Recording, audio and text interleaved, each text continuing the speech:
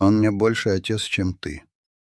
Мой сын поднял бокал с игристым, когда куранты по телевизору уже начали свой отсчет, и, глядя мне прямо в глаза с пьяной, вызывающей улыбкой, произнес эту фразу про своего тестя. Звон хрусталя в ту секунду показался мне грохотом рушащейся бетонной плиты, под которой меня заживо хоронили.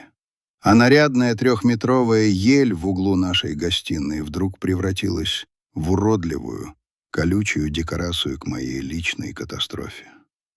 Я молча положил накрахмаленную салфетку на стол, чувствуя, как внутри разверзается ледяная пустота, встал и вышел на балкон в темноту морозной ночи, уже точно зная, что больше никогда не вернусь за этот стол. Меня зовут Николай Петрович. Мне 68 лет, и, по мнению большинства моих знакомых, я человек, у которого жизнь удалась. У меня крепкое рукопожатие, от которого до сих пор морщатся молодые партнеры. Седой ежик жестких волос и взгляд, которым я привык сканировать людей на предмет слабости. 43 года я женат на одной женщине. 30 лет я строил империю по продаже стройматериалов. Я начинал в те самые лихие 90-е, когда другие спивались или ложились в землю. Я возил цемент и арматуру, спал в машине на трассе, договаривался с бандитами, с ментами, с чиновниками, глотал пыль на стройках и унижение в кабинетах. Я делал это не ради азарта. Я делал это ради них, ради семьи.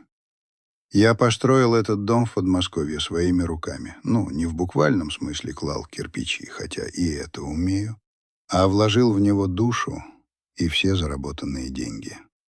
3 этажа, каминный зал, дубовая лестница, просторная веранда. Я хотел, чтобы это было родовое гнездо, крепость. Место, где мои дети, Игорь, Ольга и Дима, всегда будут в безопасности. Я думал, что фундамент из денег и заботы самый прочный. Как же я ошибался. Оказалось, что любовь держится не на фундаменте, а на чем-то эфирном, чего я, старый дурак, так и не научился производить. Этот Новый год должен был стать особенным. Я чувствовал, как время утекает сквозь пальцы. Суставы ныли на погоду, давление скакало, и мне все чаще хотелось просто собрать всех вместе, увидеть, что род продолжается. Подготовку я начал за неделю. Люда, моя жена, ворчала. «Коря, ну зачем ты опять заказал столько икры? Куда нам 5 килограммов?» «Пусть будет», — отрезал я, — «дети любят. Оля с внуками приедет, Димка поест нормально, а то он там у себя в Москве одними суши питается». 31 декабря дом гудел как улей, но я чувствовал себя в этом улье чужим шмелем. Я сам полез на стремянку вешать гирлянду на фасад. Спину прострелило так, что искры из глаз посыпались, но я лишь сцепил зубы. Я хотел, чтобы внуки, подъезжая к дому, увидели сказку. Чтобы сказали: «Вау, деда, как круто!» В 7 вечера начали съезжаться гости. Первой прибыла Ольга с мужем-геологом и моими внуками, 7-летним Сашкой и 5-летней Машей. Они влетели в прихожую, румяные с мороза, пахнущие снегом и мандаринами. «Деда!» — Сашка повис на мне, чуть не сбив с ног. «Здорово, боец!» Я подхватил его, игнорируя боль в пояснице. «Ну что, вырос?» Ольга чмокнула меня в щеку, но взгляд ее уже скользил мимо, по стенам, по зеркалам. «Пап, у вас опять так жарко натоплено. И зачем ты опять накупил столько еды? Это же все выбросится». «Не выбросится», — буркнул я. Мать старалась. Потом приехал Дима, мой младший. 35 лет, айтишник, умница. Зарабатывает, наверное, больше меня, но какой-то неприкаянный. Приехал один. Опять. «Привет, батя!» Он вяло пожал мне руку, не выпуская из другой смартфон. «Wi-Fi работает? Мне по работе надо чекнуть пару моментов». «Дим, Новый год через 5 часов. Какая работа? Мировой рынок не спит, пап», — бросил он и ушел в сторону гостиной, даже не разувшись толком. Последними явились Игорь и Марина. И, конечно, с ними был он, Геннадий Андреевич. Когда они вошли, атмосфера в прихожей неуловимо изменилась. Игорь, мой старший, гордость моя, архитектор, выглядел блестяще в итальянском пиджаке, но глаза у него бегали. Марина, его жена, сияла какой-то нервной радостью, а за ними, скромно улыбаясь, входил Геннадий, тесть. «Николай Петрович, Людмила Ивановна, с наступающим!» Его голос был мягким, бархатным, профессорским. Он протянул мне бутылку дорогого вина. «Это из моей скромной коллекции, Риоха, 12-й год. Подышать ей надо дать минут 40». Геннадий Андреевич был моей полной противоположностью. Гуманитарий, вдовец, всю жизнь преподавал зарубежную литературу в университете. Он не умел менять колесо, не знал, сколько стоит кубометр доски, зато мог часами рассуждать о символизме у Блока. И, черт возьми, мои дети его обожали. Я видел, как Сашка и Маша, едва поздоровавшись со мной, тут же облепили Геннадия. «Деда Гена, а ты расскажешь про рыцарей? Деда Гена, а ты обещал фокус». И он, этот интеллигент в очках, тут же присел на корточки, не боясь испачкать брюки, и начал доставать монетки у них из-за ушей. Я стоял в стороне, чувствуя себя мебелью.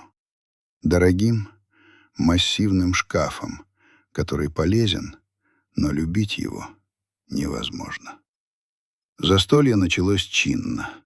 Стол ломился.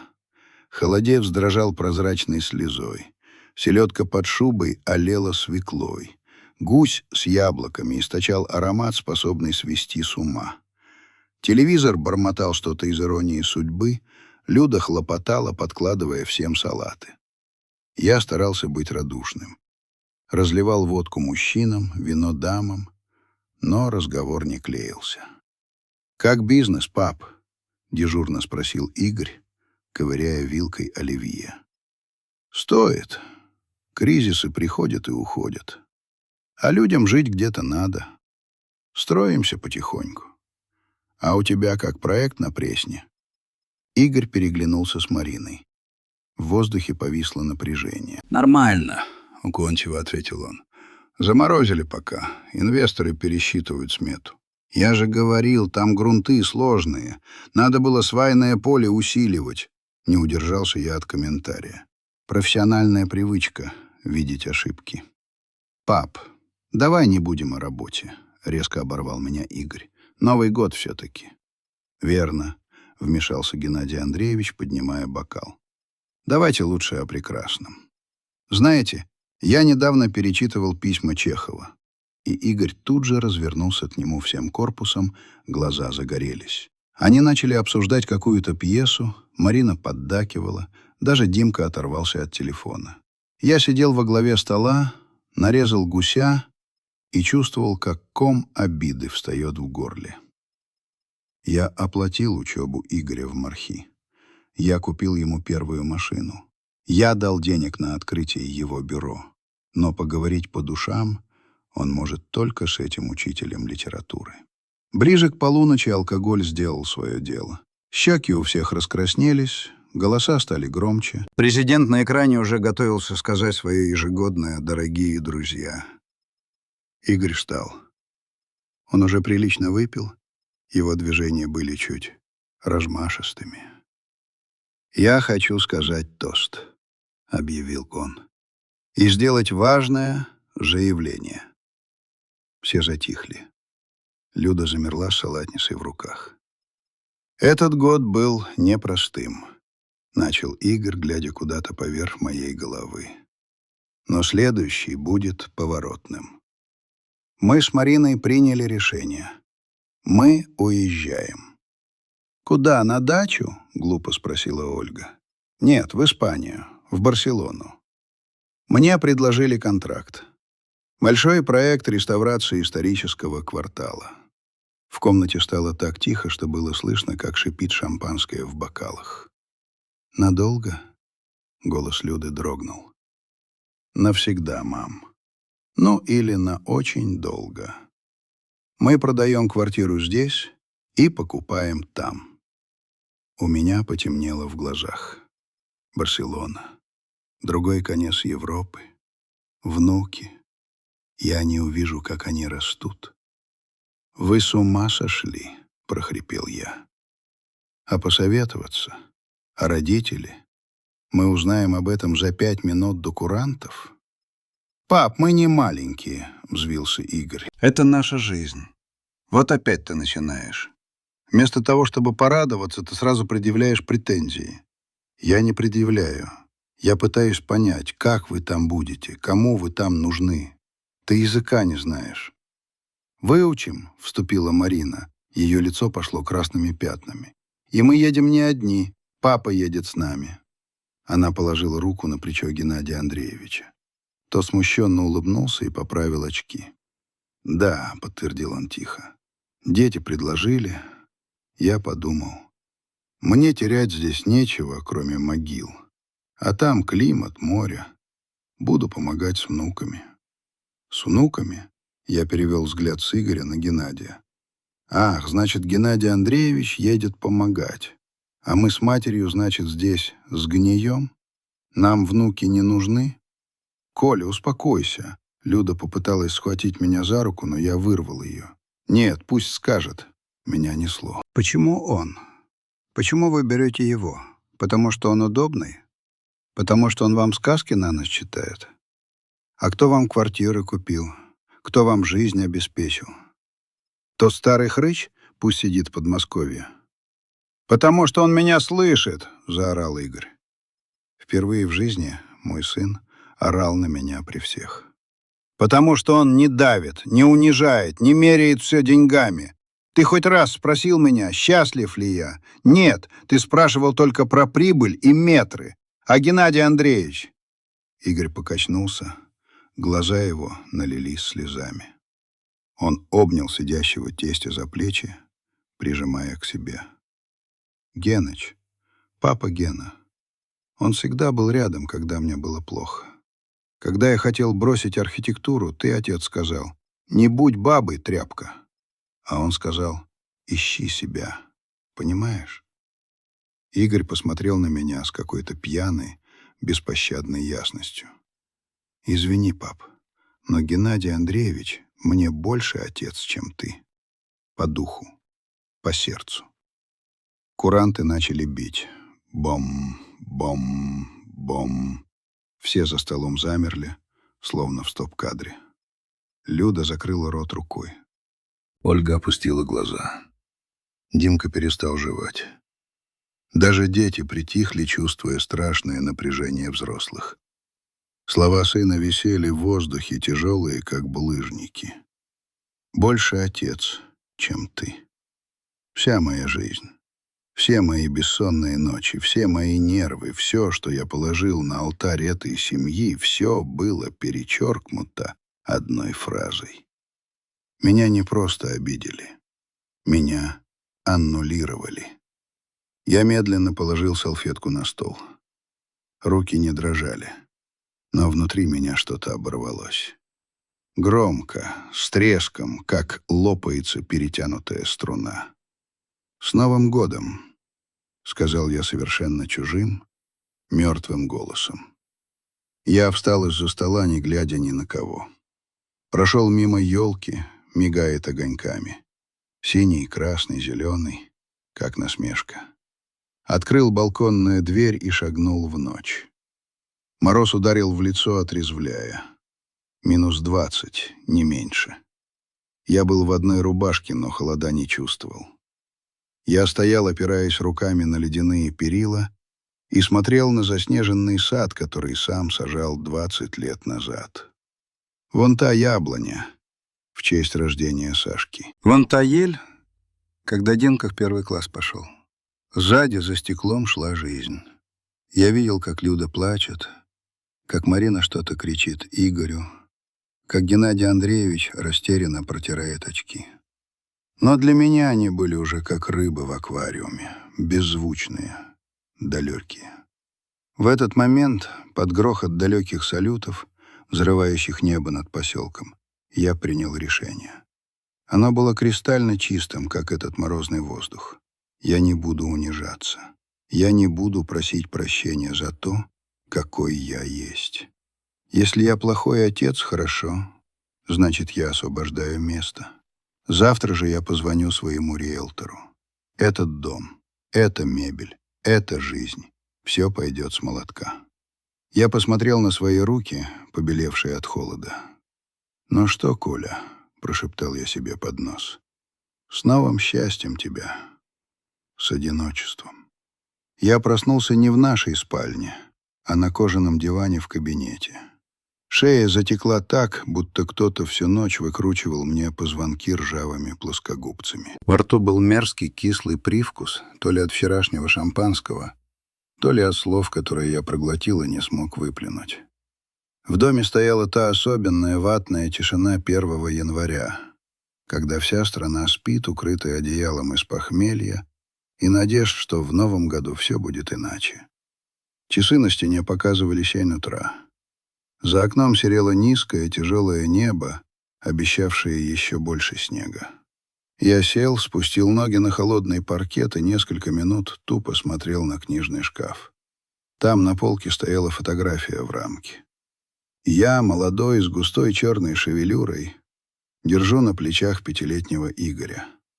Мы оба смеемся. Мы — одна команда. Я встал и перевернул рамку лицом вниз. Стекло глухо звякнуло о дерево. Этот звук прозвучал, как первый выстрел в начинающейся войне. Выйдя в коридор, я прислушался. На 2-м этаже было тихо. Там, в гостевых комнатах, спали мои дети, внуки и этот второй отец. Спали спокойно, уверенные, что мир вращается вокруг них, что дед Коля поворчит, а к обеду отойдет, достанет подарки и снова станет удобным банкоматом и водителем. Они привыкли, что мой гнев — это как летняя гроза, шумная, но безопасная. Но они не знали, что климат изменился. Начался ледниковый период. Я спустился в гостиную. Здесь все еще пахло праздником, но теперь этот запах вызывал тошноту. Запах остывшего мяса, мандариновых корок и пролитого вина. Стол выглядел как поле битвы после поражения. Грязные тарелки с засохшим соусом, скомканные салфетки, опрокинутый бокал, который оставил багровое пятно на белой скатерти. Пятно напоминало карту какой-то неизвестной страны, куда мне предстояло отправиться. На кухне горел свет. Люда. Она стояла у раковины спиной ко мне, в своем старом халате в цветочек, и тихо мыла хрусталь. Звяк-звяк, шум воды. Ее плечи были опущены, и в этой позе было столько покорности судьбе, столько привычной женской жертвенности, что меня вдруг захлестнула волна раздражения. Всю жизнь она вот так сглаживала углы, мыла посуду, пока я строил стены, молчала, когда надо было кричать. «Ты рано встал», — сказала она, не оборачиваясь. Видимо, почувствовала мое присутствие. «Голова болит?» Я рассол оставила в холодильнике. Я подошел к столу, налил стакан воды из графина. Руки дрожали, но я заставил себя держать стакан крепко. «Не болит», — соврал я. «Я в порядке». Люда выключила воду, вытерла руки о передник и повернулась. Глаза у нее были красные, опухшие. Она не спала. «Коля», — начала она тем заискивающим тоном, который я ненавидел больше всего. Тоном воспитательницы в детском саду, уговаривающей хулигана отдать игрушку. «Ты вчера перегнул палку». «Я перегнул». Я усмехнулся, чувствуя, как внутри снова разгорается холодное пламя. «То есть это я сказал отцу, что он пустое место? Это я притащил в дом чужого мужика и посадил его во главу стола? Игорек выпил лишнего», — воскликнула Люда шепотом, косясь на потолок. «Он был на эмоциях. Он переживает из-за переезда, нервничает. А ты сразу в штыки. Я отец, я главный. Гордыня в тебе, говорит Коля. Обычная мужская гордыня». Она подошла и попыталась погладить меня по руке. Я отдернул руку, как от ожога. «Гордыня, говоришь? А может, это называется самоуважение, Люда? То, чего у тебя никогда не было». Она отшатнулась, словно я дал ей пощечину. «Как ты можешь? Мы 43 года вместе. Я же ради тебя, ради семьи. Ради семьи ты превратилась в половую тряпку, об которую они вытирают ноги», — выплюнул я. «Они уезжают, Люда, навсегда, и берут с собой свата, а не нас. Ты хоть понимаешь, что это значит? Мы для них отработанный материал. Мы нужны были, пока платили за ипотеки и сидели с внуками. А теперь до свидания. Пишите письма мелким почерком. Они любят нас», — упрямо повторила она, и по щеке у нее поползла слеза. Просто с Геннадием Андреевичем им легче. Он мягче». «Легче?» — я покачал головой. «Знаешь, с кем еще легче? С мертвыми. Они вообще не спорят». Я прошел мимо нее к окну. Сад был завален снегом. Красиво и мертвенно тихо. «Я принял решение», — сказал я, глядя на заснеженную беседку. «Какое?» — в голосе Люды прозвучала тревога. «Я продаю дом». Повисла пауза. Такая долгая, что я слышал, как гудит холодильник. «Что?» — выдохнула она. «Какой дом? Этот?» «Этот. И квартиру на Ленинском. И дачу в Тверской. Все». «Ты с ума сошел», — прошептала она. «Ты пьян? Или это старческое? Коля, здесь выросли наши дети. Здесь моя кухня, мой сад, мои розы. Куда мы пойдем?» «Не мы, Люда. Я». Я повернулся к ней. Впервые за много лет я смотрел на нее не как на жену, а как на делового партнера, с которым мы расходимся во мнениях. «Я уезжаю. Я хочу купить домик у моря. Маленький. Где-нибудь в Крыму или Геленджике, где нет зимы, нет этой чертовой слякоти и нет воспоминаний. А ты должна выбрать». Люда смотрела на меня широко раскрытыми глазами, в которых плескался ужас. «Выбрать? Между чем и чем?» «Между мной и ими. Между мужем, с которым ты прожила жизнь, и детьми, которые нас предали. Хочешь, поехали со мной. Купим дом, будем жить для себя. Гулять у моря, читать книги, пить вино. Впервые в жизни. Для себя, Люда. А хочешь, оставайся. Я дам тебе половину денег от продажи. Купишь себе двушку где-нибудь в Бутово. Будешь ждать, когда Игорек позвонит раз в полгода по скайпу». «Ты шантажируешь меня», — прошептала она. «Ты заставляешь меня выбирать между мужем и детьми. Это жестоко, Коля. Это бесчеловечно». «Жизнь вообще жестокая штука. А вчерашний тост был человечным». «Ты мстишь. Ты просто хочешь сделать им больно». «Я хочу вернуть себе себя», — рявкнул я так, что зазвенели бокалы в серванте. «Я всю жизнь был функцией, кошельком, каменной стеной. А теперь я хочу быть просто человеком, Николаем. И если для этого надо сжечь мосты, я принесу канистру». Я вышел из кухни, оставив ее рыдать над раковиной. Мне было жаль ее, да, безумно. Сердце щемило так, что трудно было дышать, но я знал. Если я сейчас сдам назад, если позволю ей себя уговорить, я уже никогда не встану с колен. Я превращусь в ворчливого старика, который, доживая свой век в углу, пока добрый дедушка Гена гуляет с моими внуками по парку Гуэль. Я зашел в кабинет и взял телефон. 1 января, 8 утра. Нормальные люди спят. Но Степан Ильич, мой старый приятель и лучший риэлтор в городе, был из той же породы, что и я. Старая гвардия. Мы с ним вместе начинали в 90-х, он знал цену слову и деньгам. Гудки шли долго. Наконец хриплый сонный бас ответил. «Петрович, ты охренел? С Новым годом, конечно, но какого черта?» «С новым, Степа. Проснись и пой. У меня для тебя работа». «Какая работа?» 1 января. У меня голова сейчас треснет. Жирная работа, Степа. Я продаю дом. Какой дом? Тот, который ты строил 5 лет? С дубовой лестницей? Да. И квартиру. И квартиру. На том конце провода повисло молчание. Степан прочистил горло. Тон его сразу изменился, стал деловым, собранным. Что случилось, Коля? Проблемы с бандитами? Налоговая? Тебе нужны кэш срочно? Скажи честно, я свои каналы подключу. Нет проблем, Степ, просто концепция поменялась. Смена декораций. Мне нужно продать быстро. Пусть с дисконтом, но быстро. В течение месяца я должен отсюда съехать. Ты серьезно? В голосе друга звучало недоверие. А Людмила Ивановна? Людмила Ивановна...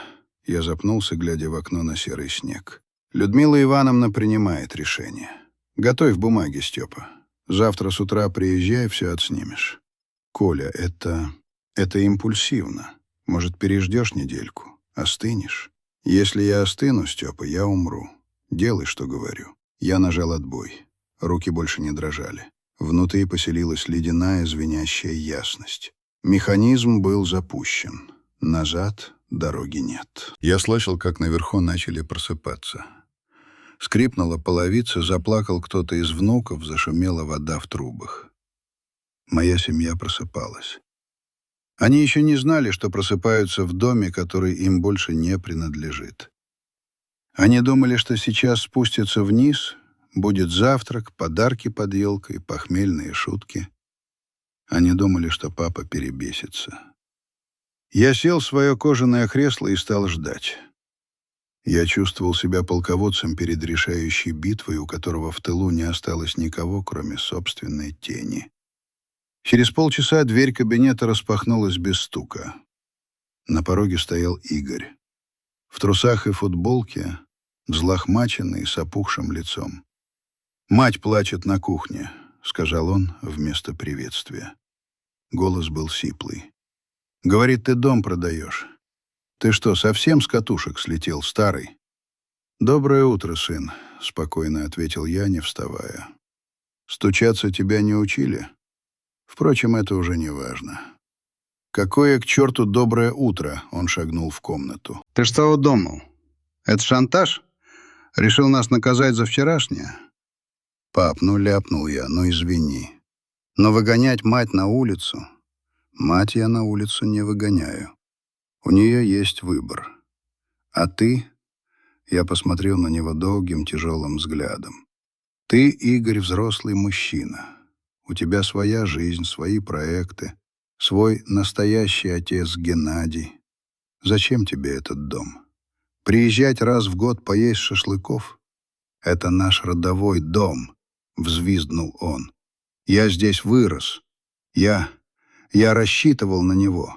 В конце концов, это мое наследство». Вот оно. Слово прозвучало. Наследство. Я рассмеялся. Сухо, безрадостно. Наследство, сынок, это то, что остается после смерти.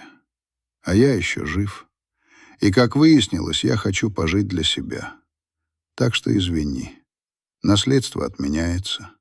Придется вам с Геннадием Андреевичем строить свое родовое гнездо. В Барселоне. Игорь стоял, открывая и закрывая рот, как рыба, выброшенная на лед. Он впервые видел меня таким. Не кричащим, не багровым от гнева, а абсолютно пугающе спокойным. В коридоре за его спиной уже собирались остальные. Я видел испуганное лицо Ольги, растерянного Диму, бледную Марину. Шоу начиналось. И я был его режиссером. Январь в Москве выдался серым, грязным и бесконечным. Снег, еще недавно казавшийся пушистым одеялом, превратился в черно-бурое месиво, разъедаемое реагентами. Под стать моему настроению. Степан Ильич, мой риэлтор, сработал с пугающей эффективностью. Уже 3 января на сайтах появилось объявление.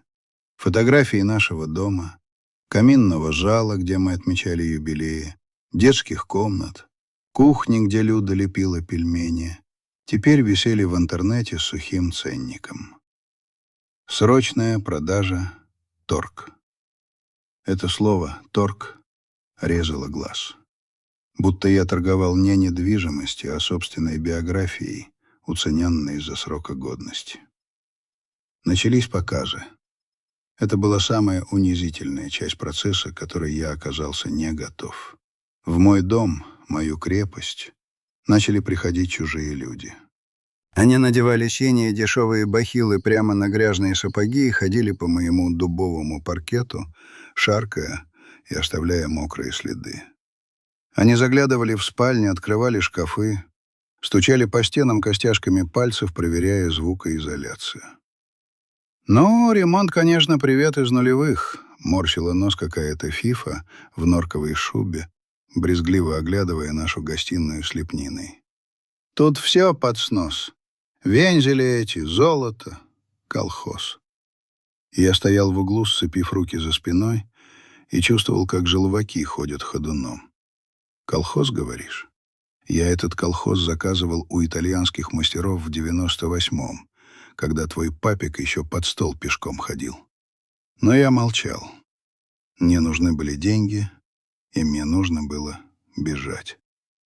Семья пребывала в состоянии шоковой заморозки. Игорь и Марина улетели в Барселону раньше срока, 10 января. Их отъезд получился скомканным, похожим на бегство. Перед выходом Игорь попытался поговорить со мной еще раз.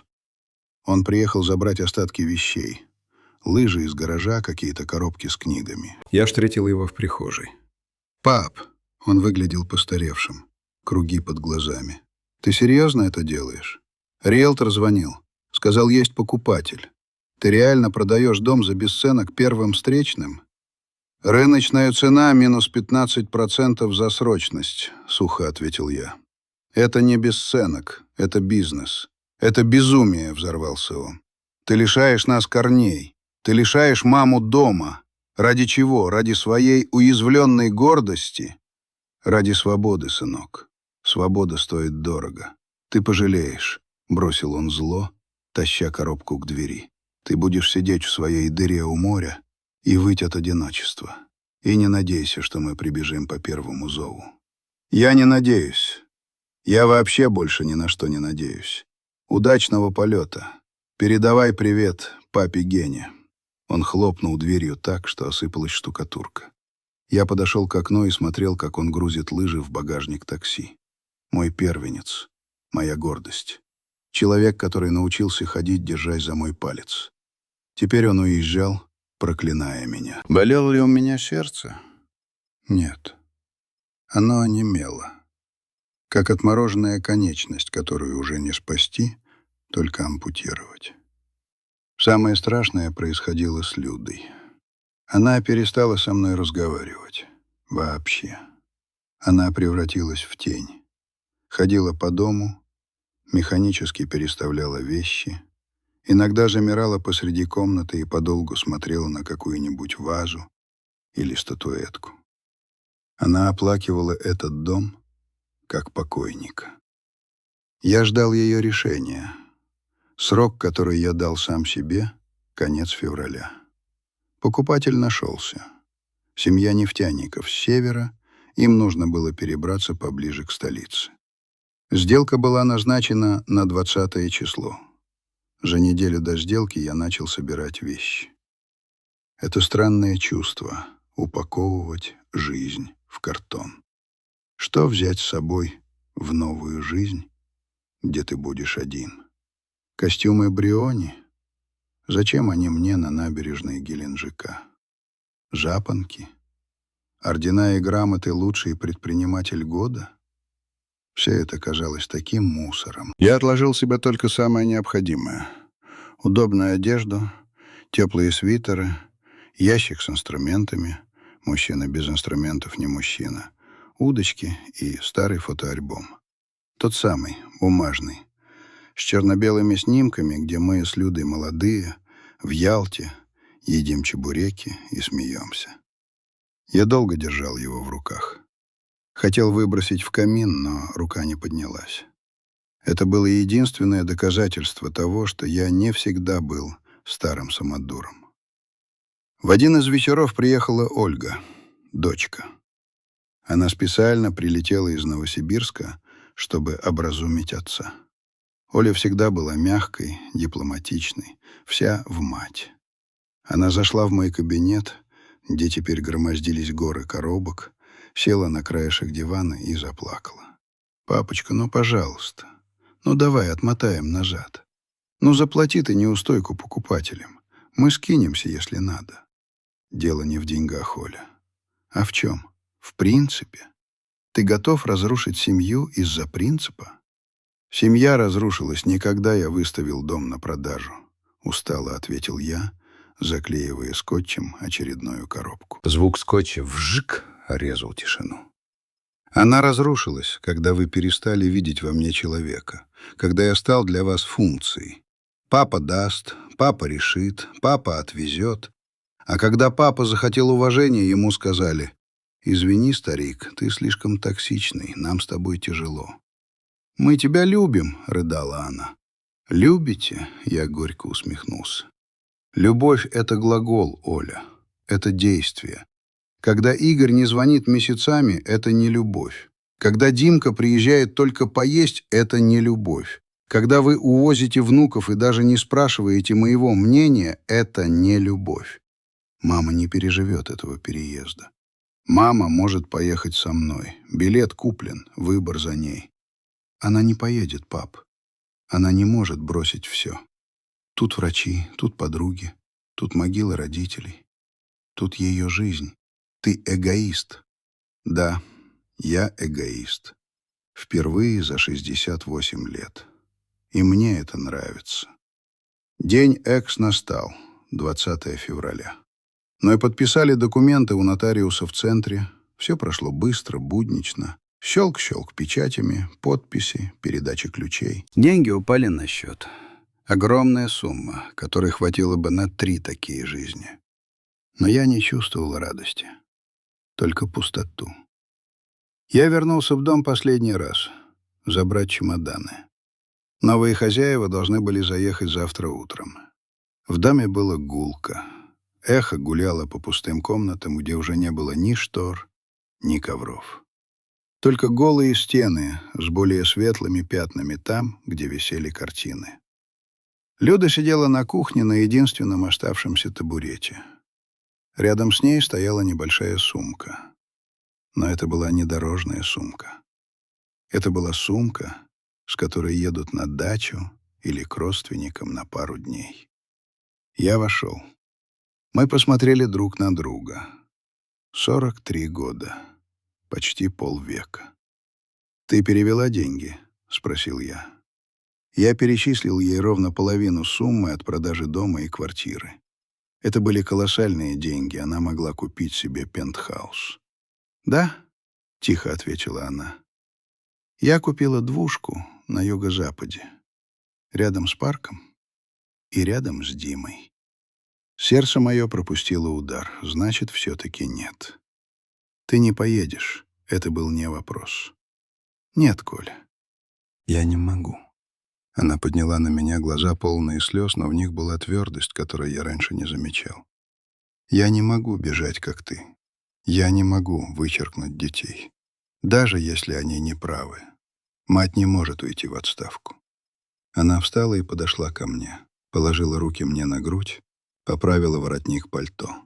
Привычный жест, от которого у меня защемило в горле. «Ты всегда был сильным, Коля. Но сила — это не только ломать. Сила — это еще и терпеть. Ты сломался. Я освободился, Люда. Ты бежишь от боли. Но боль поедет с тобой, в твоем чемодане. В Геленджике она будет болеть так же, как в Москве. Посмотрим». Я хотел обнять ее, прижать к себе, вдохнуть запах ее духов.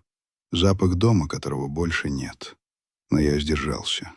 Если я дам слабину сейчас, я останусь. А остаться — значит признать поражение. «Прощай, Люда», — сказал я. «До свидания, Коля», — ответила она. Я взял 2 своих чемодана и ящик с инструментами, вышел из дома, не оглядываясь. Спиной я чувствовал ее взгляд. Я знал, что она подошла к окну и смотрит, как я иду по расчищенной дорожке к воротам, где меня ждет такси. Водитель, Молодой парень кавказской внешности бодро выскочил, чтобы помочь с багажом. «В аэропорт, отец? Домодедово?» «Домодедово», — кивнул я, садясь на заднее сиденье. Машина тронулась. Я смотрел в боковое зеркало, как удаляется мой дом, моя крепость, мой кирпичный памятник самому себе. Ворота медленно закрывались, скрывая фигуру женщины в окне. «Музыку включить?» — спросил таксист. «Шансон, попса?» «Тишину», — попросил я. «Включи тишину». Мы выехали на трассу. Москва провожала меня мокрым снегом, пробками и красными габаритными огнями. Я уезжал на юг. Туда, где море, где ветер, где нет никого, кто мог бы назвать меня неправильным отцом. В кармане пальто завибрировал телефон. Звонил Димка. Наверное, хотел попрощаться или, наоборот, сказать гадость напоследок. Я достал телефон, посмотрел на экран. Сын Дима. Я нажал кнопку выключения. Экран погас. Теперь я был один. Совсем один. И это было самое страшное и самое честное чувство за последние годы. Самолет на Геленджик вылетал через 3 часа. Мосты догорали за моей спиной, освещая путь в никуда. Геленджик встретил меня не ласковым южным солнцем, на которое я втайне надеялся, а промозглым, пробирающим до костей ветром бора. Это особый местный ветер, холодный, злой. Он срывается с гор и бьет по городу наотмашь, словно пытаясь сбросить все живое в море. Я вышел из здания аэропорта, и ветер тут же сорвал с меня кепку, покатил ее по асфальту. Я погнался за ней, старый дурак. Споткнулся, чертыхнулся. «Добро пожаловать в рай, Николай Петрович», — подумал я, отряхивая пыль с колен. Вокруг было пустынно. Февраль на побережье — это время мертвых сезонов. Закрытые ставни ларьков с чурчхелой, перевернутые лодки на берегу, редкие прохожие, закутанные по самые носы. Дом, который я купил через интернет, даже не глядя вживую, доверился риэлтору Степана, стоял на тонком мысу. Небольшой, одноэтажный, из белого кирпича, с плоской крышей и увитой голым виноградом верандой. Он был похож на старого, потрепанного жизнью моряка, который вышел на пенсию и теперь молча смотрит на горизонт. Ключи мне передал сосед, дядя Вася, колоритный армянин с золотым зубом и лукавыми глазами. «Заезжаешь, значит?» — спросил он, с любопытством оглядывая мои дорогие чемоданы. «Москвич?» «Москвич», — буркнул я, отпирая калитку. Замок поддался с трудом, ржавчина. «От проблем бежишь? Или от жены?» — хохотнул сосед. «Сюда зимой только от горя едут. Летом от радости, а зимой от горя». «От себя бегу», — ответил я и захлопнул калитку. Первые недели слились в один серый день. Я начал обустраивать быт. Это оказалось странно, делать все самому. В Москве я не знал, откуда берутся продукты в холодильнике, как стираются рубашки, чем мыть полы. Этим заведовала Люда или домработница. Здесь я остался один на один с бытом. Я научился варить пельмени, чтобы они не слипались в ком. Научился запускать стиральную машину. Из трусы пришлось гуглить. Я ходил на рынок, торговался с бабками за картошку и соленые огурцы. «Тебе, мелок, домашних яичек положить?» — спрашивала какая-нибудь бабуся. «Положи, мать». Мелок. В Москве меня звали Николай Петрович, шеф, босс. А здесь я стал просто мелок. Безымянный пенсионер в потертой куртке. Мой день строился по армейскому расписанию, чтобы не сойти с ума. Подъем в 7, зарядка, суставы хрустели, но я заставлял себя приседать. Завтрак, яичница и кофе. Потом работа по дому. Я решил перестелить полы на веранде, они прогнили. Это спасало. Когда ты пилишь доску, когда забиваешь гвоздь, в голове нет места мыслям. Есть только дерево, металл и физическое усилие. Вечерами я гулял по набережной. Пустой, продуваемый всеми ветрами. Я доходил до маяка и смотрел на черное бурлящее море. Волны с грохотом бились о бетон, разлетаясь солеными брызгами. В этом шторме я находил успокоение. Море было таким же, как я, яростным и одиноким. Телефон я включал редко, раз в неделю. Там скапливались сообщения. Сначала много, гневные от Игоря. «Ты разрушил все». Растерянные от Димы. «Пап, ну ты как там?» Плачущие голосовые от Ольги. От Люды ни одного. Только уведомление из банка о переводе ее доли. Потом поток иссяк. Они привыкли. Жизнь перемолола мое отсутствие, затянула рану, как ряска затягивает болото. В один из вечеров в начале марта, когда ветер немного стих и даже выглянуло робкое солнце, я сидел на веранде и курил. Я бросил курить 20 лет назад, когда люди поставили астму. Теперь я купил пачку дешевых сигарет и смолил, глядя на соседского кота, который охотился на воробьев. Зазвонил телефон. Я хотел сбросить, но увидел имя. Оля. Рука дрогнула. Дочка. Моя любимица, хоть я и скрывал это. «Алло? Папа?» Голос у нее был звонкий, живой, такой контрастный по сравнению с моим молчанием. «Папочка, ты живой? Господи, я же думала в полицию звонить. Почему ты не отвечаешь?» «Я занят, Оля. Ремонт делаю». «Ремонт?» Она всхлипнула. «Ты там совсем одичал? Мама места себе не находит». «Как она?» Вопрос вырвался сам собой. «Плохо. Давление скачет. Живет в этой своей двушке, ходит как тень. Димка к ней заезжает, но ты же знаешь Димку. Пап, вернись. Ну, пожалуйста. Ну, хватит уже этого цирка. Доказал ты всем, что ты крутой. Хватит». Я затянулся сигаретой. Дым обжег горло. «Я не доказываю ничего, Оль. Я просто живу». «Живешь? Это называется «доживаешь». В одиночестве, в обиде. Пап, у Игоря сын родился. Внук твой». Сердце ёкнуло. Родился. Когда? Вчера. Назвали Марк. Мама плакала полдня от счастья и от горя, что не может его увидеть. Они по видеосвязи показывали. Такой маленький, рыженький. Весь в тебя, пап. Весь в меня. Рыжий. Я провел рукой по своей седой голове. Когда-то я был рыжим, да. «Поздравь их от меня», — глухо сказал я. «Сам поздравь. Позвони брату». «Нет, не могу». «Гордый какой!» — в голосе Ольги зазвенела злость. «А знаешь, что Игорь сказал?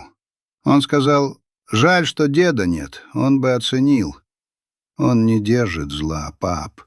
Это ты держишь. Ты упиваешься своей обидой, как алкоголик водкой. Оля, не учи меня жить. Буду учить, потому что ты ведешь себя как ребенок. Знаешь, я приеду. Куда? К тебе, в этот твой Геленджик. У детей каникулы через неделю, мы приедем. И не смей говорить «нет». Я хочу видеть отца, а внуки хотят видеть деда, даже если дед — старый упрямый осел. Она бросила трубку. Я сидел, глядя на погасший экран. Внук. Марк. Рыжий. В груди зашевелилось что-то теплое, давно забытое. Но тут же накрыло ледяной волной памяти. Тесть мне больше отец, чем ты. Нет, я не позвоню. Я не сдамся. Но Оля приедет. Через неделю мой дом преобразился. Ураган по имени Ольга с внуками ворвался в мою монашескую келью. Они прилетели загорелые, были в Таиланде до этого, шумные. Сашка вырос, Маша стала совсем барышней. «Деда! Фу, как тут пахнет краской!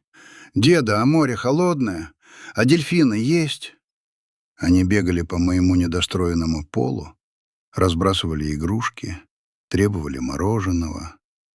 И странное дело, мне это понравилось. Я вдруг вспомнил, каково это — быть нужным. «Дед, почини машинку! Дед, пошли камни кидать в воду!» Я чинил. Я шел. Я учил Сашку пускать блинчики по воде. Смотри, Санек, кистью работай, резко. Вот так. Раз, два, три, пять. Видел? Круто, деда, ты круче всех. Вечером, когда дети уснули, мы с Ольгой сидели на веранде, пили вино, местное, шато Тамань, которое я распробовал. «Пап», — начала она мягко, — «ты похудел и загорел. Тебе идет». «Стараюсь», — усмехнулся я. «Диета пенсионера, пельмени и нервы». Мама передавала привет. И я промолчал. Она скучает, пап. Она до сих пор готовит на двоих. По привычке. Котлеты жарит, а есть некому. Я почувствовал ком в горле. Любимые котлеты. «Оля, давай не будем». «Будем. Потому что я вижу, тебе здесь плохо. Ты играешь роль отшельника, но ты не он. Ты семьянин. Ты всегда им был. Просто ты немного запутался в понятиях». «В каких понятиях?» «Ты думал, что любовь — это защита. Это деньги, дом, стены. Ты строил крепость, чтобы нас никто не обидел. Но внутри крепости ты сам стал диктатором. Ты забыл, что любовь — это еще и слабость. Умение быть слабым рядом с близкими». Она взяла меня за руку. Ее ладонь была теплой. «Ты никогда не позволял нам увидеть твои слезы. Ты никогда не говорил «прости». Ты всегда был прав. А с тем, кто всегда прав, невозможно жить. Можно только подчиняться или бунтовать. Игорь выбрал бунт. «А ты?» — спросил я тихо. «А я выбрала бегство. В Новосибирск. Подальше от твоего контроля». Эти слова ударили сильнее, чем пощечина. «Значит, я тиран?» «Нет. Ты просто очень напуганный мальчик, который решил стать самым сильным, чтобы его больше никогда не бросили. Как твой отец». Я посмотрел на нее. Моя дочь. Когда она стала такой мудрой? Когда она успела вырасти и понять про меня то, что я сам боялся себе признать? «Возможно, — прохрипел я, — возможно, ты права. Пап, у Игоря и Кристины через месяц, в мае, в Барселоне». Я напрягся. «И что?» «Они приглашают всех. Мама поедет, Димка поедет. И они хотят видеть тебя». «Они? Или ты хочешь, чтобы они хотели?» Игорь звонил мне вчера. Он сказал: «Оль, попробуй уговорить батю. Я не могу ему позвонить, он трубку не берет. Но я хочу, чтобы он увидел Марка. Все-таки это его кровь». «Кровь не водится», — буркнул я поговорку. «Поедешь?» Я посмотрел на море. Оно успокоилось, стало гладким, как черное зеркало, в котором отражалась луна. Поехать. Переступить через себя. Увидеть их всех. Увидеть Геннадия, который теперь там главный дед. Увидеть Люду, которую я бросил. Страх сжал внутренности ледяной рукой. Страх быть отвергнутым снова. Страх увидеть жалость в их глазах. «Я не знаю, Оля, я подумаю». Ольга уехала через 3 дня. Дом снова опустел. Но тишина теперь звенела иначе. Она звенела вопросом: «А что, если?» Весь апрель я ходил как неприкаянный. Я закончил ремонт на веранде. Посадил цветы в катках, герань, как любила Люда. Я даже купил билет на самолет до Москвы, но тут же сдал его. Я боролся с собой. 2 волка грызлись внутри меня. Один гордый, обиженный, одинокий. Второй тоскующий по теплу, по запаху родных макушек, по голосу жены. В начале мая, когда в Геленджике засвели магнолии, раздался звонок. Номер не определялся. Международный формат. Я знал, кто это. Я долго смотрел на экран. 5 гудков, 6. Если не возьму сейчас, не возьму никогда. Я провел пальцем по экрану. «Алло? Папа?» — голос Игоря. Неуверенный, тихий. «Привет, это я». Пауза. Шум моря в моей трубке и далекий гул Испанской улицы в его. «Привет, сын. Мы тут готовимся. К крестинам. Марк растет, уже голову держит». «Хорошо, молодец, пацан». «Пап», — Игорь замялся, — «я знаю, мы плохо расстались. Я знаю, я наговорил лишнего, и ты наговорил, но приезжай, пожалуйста. Нам тебя не хватает». «Вам? Или тебе нужна финансовая помощь?» Старая язва вырвалась сама собой. Я прикусил язык, но слово не воробей. Игорь помолчал. Я ждал, что он бросит трубку, но он вздохнул. «Деньги у меня есть, пап. Мне отец нужен. Просто отец. Без кошелька. Приезжай. Билет я тебе уже купил. На почту скинул. 18 мая. Рейс из Сочи через Стамбул. Ты уверен? Там же будет твой тесть. И он тоже ждет. Он, кстати, просил передать, что нашел отличный магазин с инструментами. Хочет с тобой посоветоваться насчет какой-то дрели». Я хмыкнул. Дрель. Профессор литературы и дрель. «Ладно», — сказал я. «Я посмотрю билет, но ничего не обещаю». «Спасибо, пап. Правда. Ждем». Я положил телефон. Руки тряслись. Билет на почте. 18 мая. Я посмотрел на свой чемодан, который так и стоял в углу, не до конца разобранный. Кажется, пора было снова собираться в дорогу. Но на этот раз не убегать, а возвращаться. Это было в 100 раз страшнее.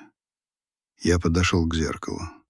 На меня смотрел загорелый старик с морщинами, прорезанными соленым ветром. «Ну что, Николай Петрович», — сказал я отражению, — «рискнем?»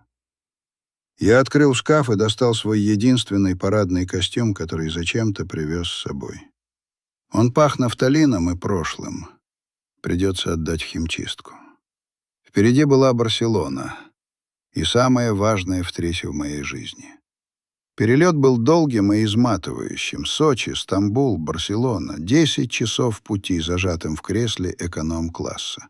Я не стал тратить деньги Игоря на бизнес. Гордость не позволила. Все это время я смотрел в иллюминатор на проплывающие облака и репетировал свою речь. Что я скажу? Как посмотрю в глаза Люде? Как поздороваюсь с Геннадием? «Здравствуй, Люда. Прекрасно выглядишь». Нет, пошло. «Привет, сынок. Ну, показывай внука». Слишком фамильярно. «Геннадий Андреевич, как ваша подагра?» Язвительно. Я нервничал так, как не нервничал перед стрелками в 90-х. Там я знал правила. Сила против силы. А здесь я был безоружен. Моя броня из денег и авторитета осталась в прошлом, в проданном доме под Москвой. Сюда летел просто старый человек с чемоданом, полным сомнений. Аэропорт Эль-Прат встретил меня шумом, суетой и душным влажным воздухом. Я вышел в зал прилета, ища глазами знакомые лица. И вот я увидел их. Игорь. Он изменился. Похудел, загорел, отрастил модную бородку. В шортах и поло совсем не похож на того напряженного московского архитектора в костюме. Рядом с ним — Люда. Сердце мое споткнулось и замерло. Она стояла в легком светлом платье, которого я раньше не видел. Волосы уложены по-новому, короче и светлее. Она улыбалась. Но в глазах, когда она увидела меня, мелькнул страх. И Димка, мой младший. С рюкзаком за плечами, уткнувшийся в телефон, но, заметив меня, он убрал гаджет в карман. Они стояли маленькой группой, такой родной и такой чужой одновременно. Игорь шагнул вперед. «Пап!» — он раскинул руки. Я замер на секунду, потом сделал шаг навстречу. Мы обнялись. Крепко, по-мужски. Я почувствовал запах его одеколона. Какой-то цитрус и море. Он похлопал меня по спине. Долетел нормально. Нормально. Трясло над Турцией. Голос мой предательски дрогнул. Я отстранился и посмотрел на Люду. Она подошла медленно, нерешительно. Геннадий Андреевич уже хамон нарезает. Мы сели в машину. Игорь вел уверенно, лихо лавируя в потоке. За окном мелькали пальмы, старинные здания, море. Барселона была красивая, этого не отнять. Но я смотрел не на город, а на затылок сына. «Как устроились?» — спросил я. «Отлично, пап. Квартира в Эшампле, старый фонд, потолки 4 метра. Я сейчас проект заканчиваю, уже есть новые заказчики. Здесь дышится по-другому». «Я рад», — сказал я, и с удивлением понял, что не вру. Я действительно был рад, что у него все получается. Мы подъехали к красивому дому с коваными балконами. Поднялись на лифте с решетчатыми дверями. Дверь открыла Марина. Она держала на руках сверток. «Николай Петрович», — она улыбнулась широко и тепло, словно не было того скандала, не было обидных слов. «Проходите, мы так ждали». Я вошел. Квартира была огромной, светлой, наполненной воздухом. Паркет скрипел так же, как в моем проданном доме. Из кухни вышел Геннадий Андреевич. В фартуке поверх рубашки с бокалом вина в руке. «Николай Петрович, дорогой сват!» Он поставил бокал и протянул мне обе руки.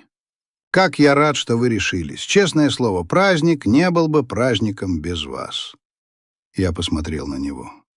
Он не выглядел как победитель. Он выглядел как человек, который искренне рад гостю. Ни тени превосходства, ни капли злорадства. «Здравствуй, Геннадий». Я пожал его руку. «Слышал, ты тут главный по хамону?» «О, я только учусь», — рассмеялся он. «Тут целое искусство, но я стараюсь. Проходите, мойте руки. Марк уже не спит, хочет познакомиться с дедом». Я помыл руки в ванной с винтажной плиткой. Посмотрел на себя в зеркало.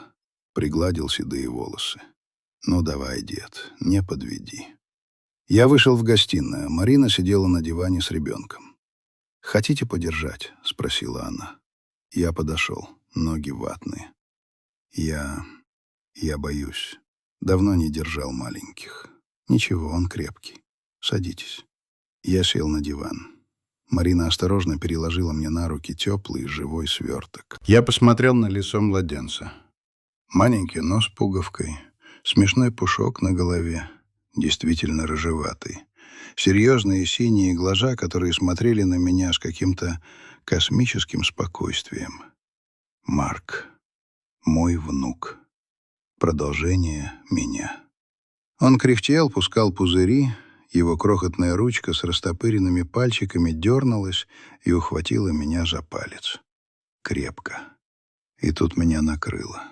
Плотина, которую я строил полгода, рухнула. Слезы, горячие, злые, неудержимые, хлынули из глаз. Я плакал беззвучно, содрогаясь всем телом, прижимая к себе этот комочек жизни. «Прости», — шептал я, — «прости меня, малыш. Прости, дурака старого». В комнате стало тихо. Я чувствовал, как чья-то рука легла мне на плечо. Люда. Потом вторая рука Игоря. Мы сидели так несколько минут. Старый диктатор, который наконец-то ждался. «Ну, все», — мягко сказал Геннадий Андреевич где-то сбоку. «Давайте к столу. Вино греется, хамон плачет». Вечер прошел как в тумане, но это был туман счастья. Мы сидели за большим столом на балконе, пили вино, ели паэлью, которую приготовил, кто бы мог подумать, Игорь. «Я тут на курсы кулинарные пошел», — признался он, накладывая мне добавки. «Оказывается, готовка успокаивает лучше любого алкоголя». «Вкусно, сынок», — сказал я. «Реально вкусно. Я бы так не смог». Он посмотрел на меня с удивлением. «Ты? Ты же у нас все можешь». «Нет, я умею строить и продавать. А вот создавать уют — это не мое. Это мамино. И твое, видимо». Поздно вечером, когда Марина ушла кормить Марка, а молодежь начала убирать со стола, мы с Геннадием остались на балконе вдвоем. Курили. Он тоже, оказывается, баловался. Внизу шумела ночная Барселона. «Николай», — начал Геннадий, глядя на огни Саграды Фамилии вдалеке, — «я хочу сказать тебе одну вещь. Про тот вечер. Я напрягся. «Не надо, Гена, проехали». «Нет, надо. Я хочу, чтобы ты знал. Я никогда не пытался занять твое место. И никогда бы не смог. Ты скала. Ты фундамент этой семьи. А я так, штукатурка, декор». «Красивая штукатурка», — хмыкнул я. Людям нравится. Людям нужна и скала, и красота. Игорь, он тебя боготворит, Коля. Просто он боится не оправдать твоих ожиданий. Всю жизнь боялся. А со мной ему легко, потому что я ничего от него не жду. Я просто слушаю. Я слишком много требовал. Ты требовал по максимуму, как от себя. Но они не ты. У них другой материал, другая прочность. Я молчал, переваривая его слова. «Знаешь, — сказал я, туша сигарету, — я там, в Геленджике, дом ремонтировал. Сам. И понял одну вещь. Если давить на дерево слишком сильно, оно не гнется. Оно ломается. Я ломал их, Гена. Думал, что закаляю, а на самом деле ломал. Главное, что ты это понял». Он улыбнулся и похлопал меня по плечу. «Никогда не поздно сменить инструмент. Вместо молотка взять рубанок». На следующий день были крестины. Старинный собор в готическом квартале. Полумрак, запах ладана, цветные блики витражей на каменном полу. Я стоял рядом с Людой, мы держали свечи. Когда священник полил воду на голову Марка, малыш даже не пискнул, только посмотрел на него с интересом. «Марк Николай», — произнес священник. На испанском, но я понял. Я вздрогнул. «Что он сказал?» — шепнул я Люде. «Марк Николай», — прошептала она, сжимая мою руку. «Они дали ему второе имя.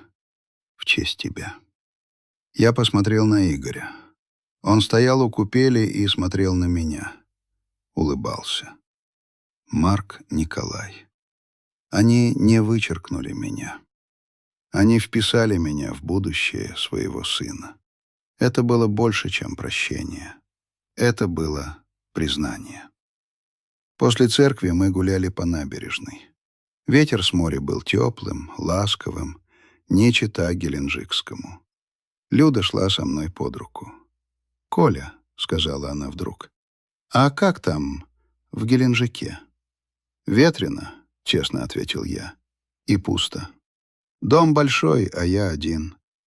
Кот соседский приходит, но он так себе собеседник». Она помолчала.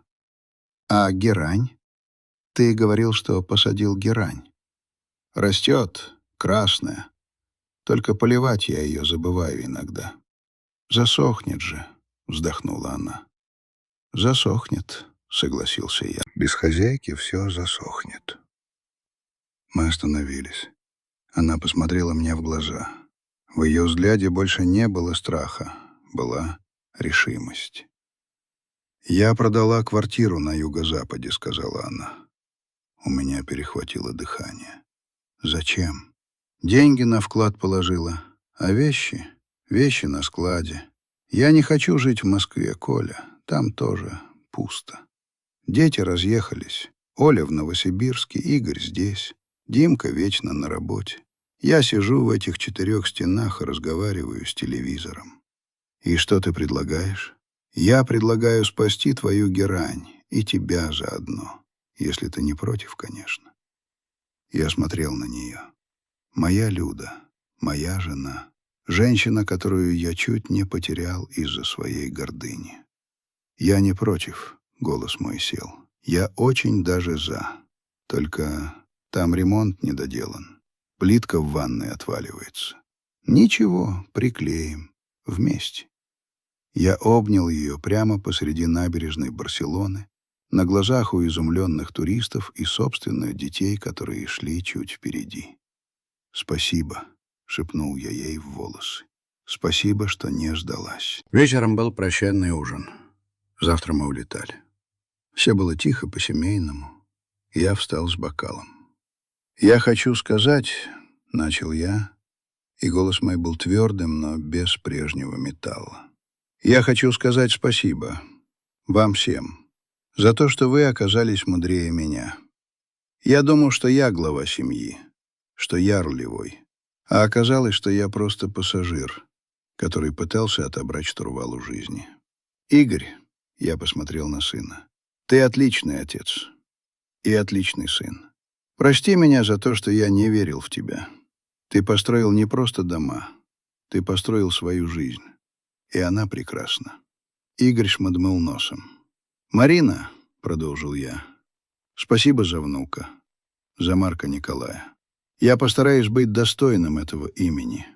Не деньгами, а собой. Геннадий Андреевич», — я повернулся к свату, — «тебе отдельное спасибо за то, что был рядом, когда меня не было. Ты не заменил меня, ты меня дополнил. Теперь у Марка 2 деда. Один для сказок, другой, для рыбалки и молотка. Думаю, мы сработаемся». Мы чокнулись. Звон бокалов был чистым, радостным. Не как тогда на Новый год. Теперь это был звук не разбивающегося стекла, а колоколов, возвещающих начало новой эры. «Ну что?» — сказал Димка, жуя хамон. «А ко мне когда в гости? Я там, кстати, стартап новый мучу, нужны инвестиции». Все рассмеялись. Жизнь возвращалась в колею. «Инвестиции обсудим», — подмигнул я ему. «Но сначала ремонт в Геленджике. Мать сказала, плитку клеить будем». Мы сидим на веранде нашего домика в Геленджике. Прошло 2 года. Вечер. Солнце медленно тонет в море, окрашивая небо в багровые и золотые тона. Ветер стих, только цикады трещат в кустах. Люда поливает герань. Она разрослась, цветет буйно, ярко. Я сижу в кресле качалки, на коленях у меня планшет. Мы только что закончили видеозвонок с Барселоной. Марк уже бегает, болтает на смеси русского и испанского. Смешной. «Коля, чай будешь?» — спрашивает Люда. «Буду, с чабрецом». Она ставит лейку и подходит ко мне. Кладет руку мне на плечо. «Хорошо здесь», — говорит она. «Хорошо», — соглашаюсь я. Я беру ее руку и прижимаю к щеке. Я больше не строю замки. Я больше не воюю с миром. Я просто живу. И впервые за 70 лет я точно знаю, я не один. Дом, который я продал, был просто кирпичами. Дом, который я обрел, находится здесь, в моем сердце, и в сердце этой женщины, и в голосах моих детей, звучащих из динамика планшета. И этот дом никто не сможет продать, потому что он бесценен.